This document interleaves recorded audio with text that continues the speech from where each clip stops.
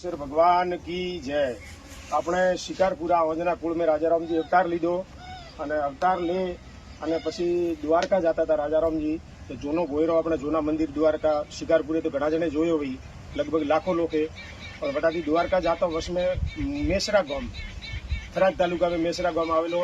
मेसरा गाम में अंदर राजारामजी वटे भोयराમાંથી બહાર નીકળ્યા અને વટાથી પાછા દ્વારકે ગયા। વા જૂની જગ્યા वो जूनो भोयरो सवाजी तरकरा खेतर में અને ભીમારામજી ने મળે। આપણે ભીમારામજી રાજારામ મંદિર है मेसरा वटे मूर्ति है, भीमारामजी की समाधि है। पर भीमारामजी ने अपने राजारामजी बाप से बोले यार वो भोयरो आपने दिखाड़े लिए और भोयरा के अंदर उतरो दोनों भोयरो मोटा मेसरा आप जरा देखता रहो। खूब लंबो भोयरो है। હવે હું ભોયરાની અંદર ઉતરી રહ્યો હું। રાજારામજી રે શિકારપુરાથી દ્વારકા જતા હું ભોયરો, પણ ભોયરાની અંદર હું ઉતરું હું।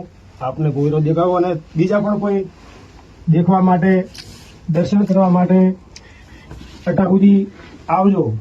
કદાચ તે રાજારામજી રે મંદિર ઉપર તો આયા હો, પણ જૂનો ભોયરે नहीं आया हो। तो जूना भोयरा वास्ते देखवा वास्ते शिवाजी तरकरा क्षेत्र में राजारामजी रो जूनो भोयरो है। तो वटा સુધી आप आवे सको, दर्शन करे सको। बोलो राजेश्वर भगवान की जय।